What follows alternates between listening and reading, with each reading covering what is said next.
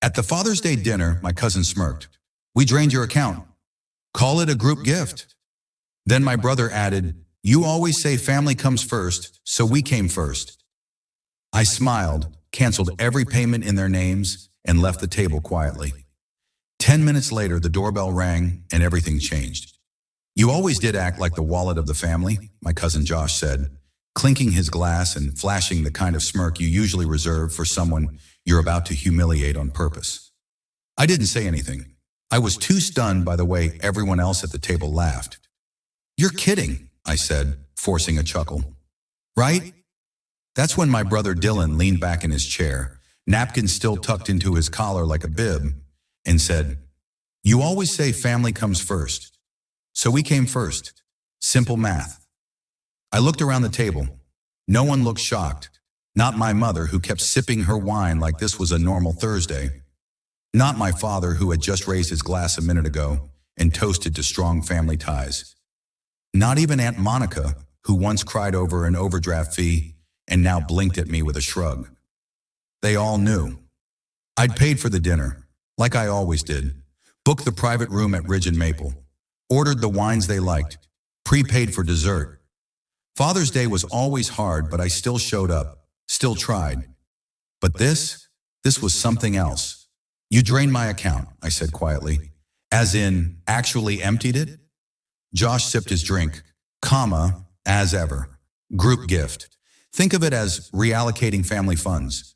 We all figured it made sense, since you never say no. Dylan leaned in closer and added, it was just sitting there, bro. You act like it's sacred, but money's just a tool. You say you love us, right? Then what's the problem? I smiled, not because I was okay, but because I finally saw it clearly. They thought I was trapped, that I'd keep playing the generous fool forever, that I was too soft to ever walk away. But they forgot something important. I may have paid for dinner, but I still had the receipts. I pulled out my phone, quietly without drama, just opened my banking app and started swiping. Josh kept talking about some new startup idea. Dylan was on his second bourbon. No one noticed I was freezing every auto payment connected to their names. The car insurance I paid for Dylan since his DUI, Josh's rent, the one I'd been covering under a fake name on his lease, the family Spotify, Mom's Amazon Prime, all of it. I pressed confirm on the last one. Then I stood up. Where are you going? Dad asked, finally paying attention. Bathroom, I said. Won't be long.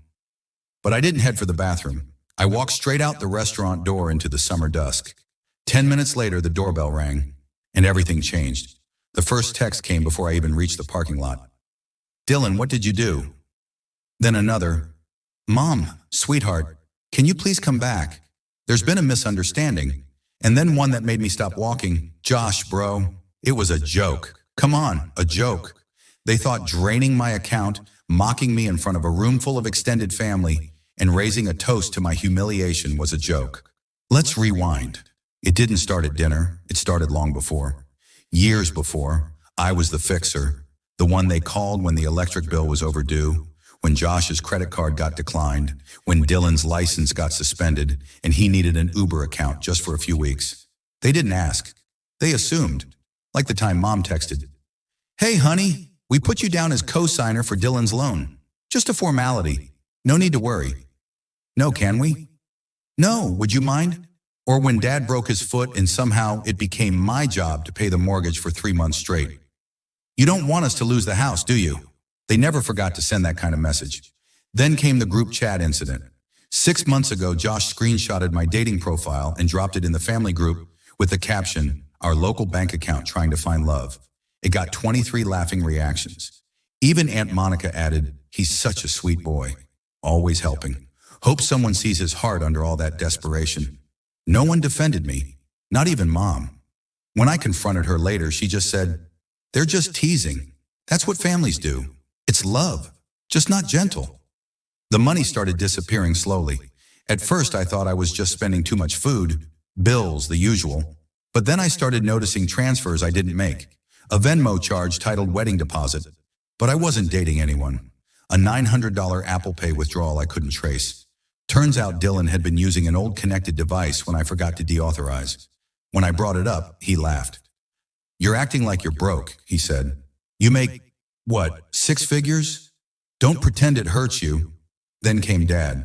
He started calling more often, but never to say hello. It was always, do you have a second? Which really meant, can I guilt you into something? He was behind on taxes. Claimed it was a clerical error. I paid it. He needed help with repairs. I paid it. Then I found out through a cousin he told everyone he paid for my college. That was the line. The real breaking point before the dinner? It was when I checked my savings account 1 week earlier and saw it had dropped by $12,300 gone. I thought it was fraud until I called the bank. They said the transfer was authorized from my IP address, except it wasn't me. I filed a report, and then I remembered. Josh had borrowed my laptop 2 weeks earlier, said his was acting up. I never thought to check if he'd installed remote access. When I confronted him, he didn't even flinch. Man, why are you acting like a cop? It's just money. We needed it. I asked who he was. He smiled. The family. At that dinner, the one where he toasted my broken spine like a punchline, I realized something. They weren't parasites. Parasites don't laugh while they feed. They were architects. They built this machine where I existed only to be harvested. And the worst part? I let them. Because I believed that if I gave enough, maybe they'd finally see me as family. As more than a bank. As someone worth respect. But all I earned was the punchline. When I walked out of that restaurant, I didn't go home. I went to my office, opened my files because I hadn't just been sending money. I've been saving things. Screenshots, messages, audio recordings. The one where Josh literally said, if he finds out we took that money, just say we thought it was his gift to Dad. He won't push. Or the group chat where Dylan joked about how easy it was to gaslight me. But there was something else. Something I hadn't told anyone. Remember that family investment Dad had roped me into 2 years ago? The property in Temecula that was supposed to be a vineyard? Well, I pulled the records last month when something didn't sit right. Guess what? They used my identity to secure a business loan. And guess what else? They never paid it back. My credit was tanking, and I hadn't even realized because they forwarded all the letters to a family P.O. box that Josh opened. So no, the dinner wasn't the explosion. It was the last spark. And that doorbell? That was the start of war. But not the kind they expected. Because I wasn't going to scream. I was going to unmake their empire piece by piece. And it started with who was standing on the other side of that door. The person standing on the other side of the door was not who my family expected. It was Mara, my financial advisor. But more importantly, the one who helped me trace every suspicious transaction, every unauthorized access, every time the family dipped their hands into places they had no business being. She wasn't smiling. She was holding a manila folder in one hand and her phone in the other. I let her in without a word. Behind me, the dining room was a frozen painting. Josh still holding his drink midair. Dylan texting under the table. Dad chewing slowly like he didn't know a storm had just entered the house. Mom broke the silence first. Who is this? I sat down at the head of the table, motioned Mara to join me. This, I said calmly, is the person who helped me figure out where my savings went. Josh snorted. Oh, come on, don't make this dramatic. It's not a crime to help family. Mara opened the folder and laid out 5 sheets in front of me. I slid them one by one across the table like cards in a high-stakes poker game. A signed loan application in my name, a bank transfer from my business account to Josh's crypto wallet, a screenshot of Dylan logging into my online banking using a spoofed IP, a transcript of the group chat complete with timestamps, a digital audio file labeled simply Dad's Plan. I clicked play on my phone. Dad's voice filled the room. Look, if he finds out, we just say it was for him. Father's Day, retirement gift, doesn't matter. He won't sue us. He's too soft. No one breathed. Then Mara added, that recording was obtained from a cloud backup. You didn't realize he still had his Dropbox synced. Dad slammed his glass on the table. You're recording private conversations now? I looked at him, calm, steady. Number you recorded them. You just weren't smart enough to delete them. Josh stood up suddenly. This is insane. You're acting like we're criminals. It was a family misunderstanding. Mara handed me a small black flash drive. Show them the drive. I pulled out my laptop and plugged it in. What played next wasn't an audio file. It was a folder named family_debt_repayment _agreement.pdf, forged digital, created from a template my cousin had used to fake a contract between me and Dylan. The signature on it? Mine. Except I never signed it. Mara zoomed in on the metadata. Created by Josh.Lockwood. I turned the screen. Recognize this, Josh? His mouth opened, then closed. Dylan cursed under his breath. I didn't know he was going to actually file it, he muttered. Louder, I said. Dylan looked up. I said I didn't know he was going to file it. It was supposed to be for emergencies. And the $12,000 you moved from my account last week? I asked. Silence. That's when Mom stood up, her voice trembling.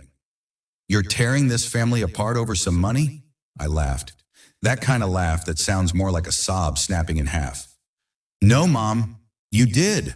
When you all decided that love was measured in withdrawals, I reached into my bag and pulled out one last thing, an envelope. Inside, copies of every payment I'd made in their names in the last 3 years. Over $86,000. I read the total aloud. Josh turned white. Dylan stood up mumbling, I need air, and left the room. Dad looked down at his plate like it had betrayed him. And Mom? She just whispered, we didn't know it was that much. That's when the doorbell rang again. Everyone flinched. I smiled. I think that's for you. Dad opened the door and in walked Eric, my cousin's ex, the one everyone called a drunk and a failure. Except now he held a tablet in his hand and nodded politely at me. Ready? He asked. I nodded. He placed the tablet on the table and hit play. It was a video call recording. Josh on screen 3 weeks earlier talking to Eric. Listen, we're going to drain his account and call it a Father's Day gift. He won't even check. If he gets mad, we'll spin it. What if he finds out? Then we make him doubt himself. You're good at playing innocent. You're good at acting shocked, right? Eric paused the video. I saved that call just in case I needed to remind people who really betrayed me. Josh lunged for the tablet, but Mara was quicker. She snatched it back and said, touch it again, and I will press charges. Dad turned to me, his face red, veins visible on his neck. You think this makes you better than us? You just embarrassed us in front of each other. That's not family. I stood up slowly. Number. That's finally telling the truth. Then I turned to everyone at the table. This is your notice. I've canceled every payment, every transfer, every co-sign loan, every auto debit tied to your lives. Your subscriptions are dead. Your Netflix? Gone. Spotify? Gone. Josh's rent, Dylan's insurance, Mom's grocery card? Dead. I let that sit. Then I added, and tomorrow the IRS will receive a full report of the fraudulent loan taken in my name. Good luck with that audit, Dad. He lunged forward like he might actually hit me. Eric blocked him with one hand. Sit down, he said coldly. The air went cold. I gathered the papers, tucked the drive in my pocket, and turned to leave. Josh muttered, you're seriously leaving after all this? I stopped at the door, looked back. Yeah, quietly. That's more respect than you gave me. And then I left out into the night. No yelling, no drama. Just a man who finally decided that the family name meant nothing if it came attached to chains. The next morning, I pressed publish. Not a dramatic video. No crying selfie. Just a post. Title, What Family First Really Meant in My House. Then I attached the files. Screenshots of the group chat, the forged loan, the audio of Dad, the fake repayment contract, the bank record showing $86,000 gone, and finally the video of Josh laughing about gaslighting me. I didn't tag anyone. Didn't need to. Within 3 hours, it had 12,000 shares. By noon, it hit a local subreddit. By evening, it was on Reddit front page under r/entitled people. Then TikTok picked it up. Some user cut the clip where Josh said, you always say family comes first, so we came first, and paired it with a slow zoom on the bank statements. It went viral. 3,200,000 views in 24 hours. I didn't read every comment, but the tone was clear. Imagine mocking someone who literally funded your life. That smile at the dinner table? That's generational trauma snapping. Bro handled it like a boss. Quiet revenge is delicious. Who's the loser now, Josh? That evening, Dylan texted me 19 times. First, we need to talk. Then that post is ruining us. Please delete it. Then finally, you think this is funny? You're burning down your own family. I left him on red. Around 8 p.m., I got a DM from someone I didn't recognize. It was a local reporter. She said the story had exploded online and people were asking if it was true. She asked if I wanted to comment. I sent her a single line. Everything I posted has a paper trail and you haven't seen half of it. She published the article that night. Title, Family First Until the Money Runs Out, A Quiet Son, an $86,000 betrayal, and the viral fallout.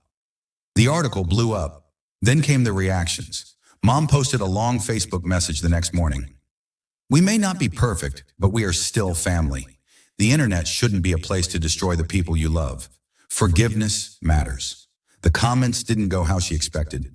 Did you forgive yourselves when you stole from him? Forgiveness isn't a free pass. Lady, you raised a snake pit and now you're surprised it's on camera. Then came Josh. He tried to post a rebuttal, claimed I misrepresented everything, said it was just financial support with miscommunication. Someone found a Reddit comment he made 6 months ago, bragging about milking his cousin's guilt complex. He deleted his profile that night. Dad? He didn't post anything. He lawyered up. I got a cease and desist letter typed in Comic Sans, if you can believe it, accusing me of slandering the family legacy. I sent back a one-page reply. Just one sentence. Truth isn't slander. And you lost your legacy the day you weaponized my love. And then something happened I didn't expect. The bank called me. Turns out Mara had flagged so many suspicious transactions that they launched a formal investigation.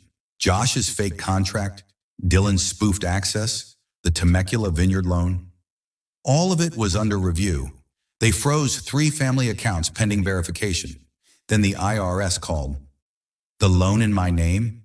Under review for fraud. The vineyard business Dad tried to register as veteran-owned? They found inconsistencies in the documents. Guess who handed over the original D-214? Grandpa did. I hadn't even told him yet what happened. He called me, said just one thing. Told you. Mud on their knees. Meanwhile, I was doing something I never thought I'd get to do. Live. I moved into my new apartment. Clean space. No noise. No guilt trips. I built a YouTube channel, not about revenge, about financial literacy. First video, what happens when your family weaponizes guilt and how to reclaim control. It passed 300,000 views in 3 days.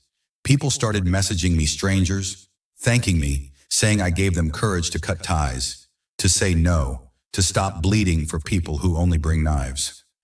Then I got an email from a nonprofit for adult children of toxic families. They asked me to speak at their fall conference. I said yes. Dylan tried one last thing. He showed up outside my apartment. Hoodie, tired eyes, cheap flowers. Said he wanted to talk. I opened the door just enough to say, I spent years making your life easier. You spent those same years making mine hell. I'm not here for your redemption arc. Then I closed the door. Final blow? I changed every login, every number. Closed the joint account Mom used for emergencies. Canceled the Prime, the Spotify, the gym memberships, the Costco card, all of it. Then I made a final post. No drama. Just a photo of my keychain with a new tag. Account closed. Caption, turns out family wasn't first. I was just the first they used. You know what I realized? I wasn't angry anymore. Not after the comments, not after the viral videos, not even after the bank investigations or the cease and desist letter written like a passive-aggressive church bulletin. I was done. Done pretending I was part of a family that only dialed my number when a bill was due. Done buying peace with silence. Done accepting you're too sensitive as an apology for being treated like a wallet with a heartbeat. The last message I got from Mom was short. You've made your point. Can we please move forward? I didn't reply, but I did move forward. Just not in her direction. I changed my number. New carrier. New SIM. No forwarding. Only 5 people have the new one. None of them shared DNA with me. I took the YouTube channel full-time. Now it's a brand, debtless by design. First hoodie drop sold out in 48 hours. The old family Spotify?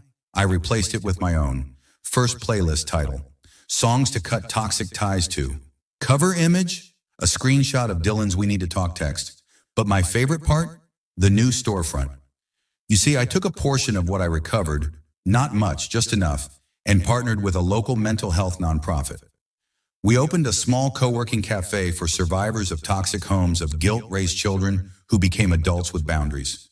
It's clean, bright, safe. Name above the door? First place. And under that, in smaller font, because I always came last. Not anymore. The ribbon cutting went viral. Again, someone tagged Josh. He didn't comment. Dylan posted a story. Some people forget who fed them. I almost laughed. You didn't feed me.